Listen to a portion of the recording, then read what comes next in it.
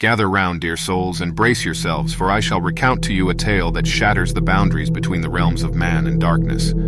A tale of a village ensnared by a malevolence so sinister, its very presence clawed at the souls of the innocent. It was a battle against the abyss itself, a battle fought by none other than myself, a humble priest named Father Thomas. Picture it, a forsaken church atop a barren hill, where the wind itself carried a chill that spoke of death's icy touch. The villagers spoke of anguished moans that stalked them in the dead of night, chilling them to the bone, and shadows that twisted and writhed like vipers. The stench of decay clung to the air, mingling with an otherworldly heaviness that gnawed at your very core. I, Father Thomas, was a man of faith, resolute in my belief in the Almighty. But even my unshakable conviction quivered as I ascended the steps to the accursed church, its crumbling stone facade oozing malevolence like venom. The villagers' eyes bore into me, desperate and laden with an expectation that weighed heavily upon my shoulders. They yearned for salvation, and it was my divine duty to provide it. Crossing the threshold was like stepping into the maw of a beast, a darkness that sought to swallow me whole. The temperature plummeted to the depths of winter, and the air itself seemed to thicken with foreboding. Candles flickered and danced, casting macabre shadows on the cracked walls. With each footfall, the echo seemed to resonate with an unholy cadence, as if the very stones were in league with the malevolent forces. I clenched the crucifix that hung at my side, its weight a tangible reminder of the faith that fortified me.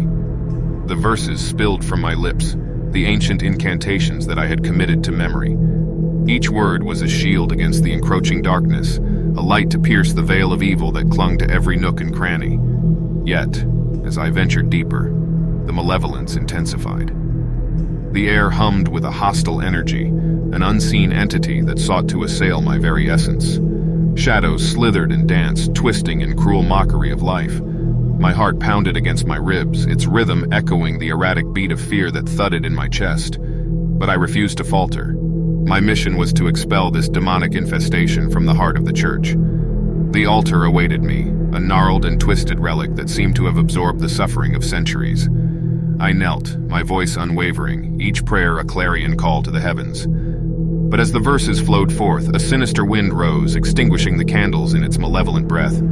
The walls groaned, as if they too were ensnared in the clutches of the abyss. A voice, an abominable whisper, echoed through the chamber. "You are but a pawn, priest. Their souls are forfeit, and there is naught you can do." The words seeped into my mind, a venomous taunt that sought to corrode my resolve. But I resisted, my grip on the crucifix tightening, my voice growing louder in defiance. As I pressed on, the pews shuddered violently, their unrest a reflection of the entity's fury.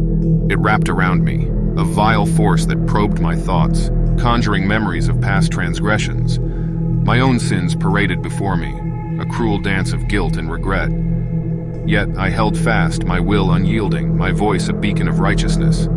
"Begone, wretched spirit. In the name of the Father, the Son, and the Holy Spirit, I cast you out." The words erupted from me, each syllable a proclamation of divine authority. The very church seemed to convulse, as if the very stones rebelled against the darkness that clung to them. But I was resolute, my faith a blade that cut through the malevolence.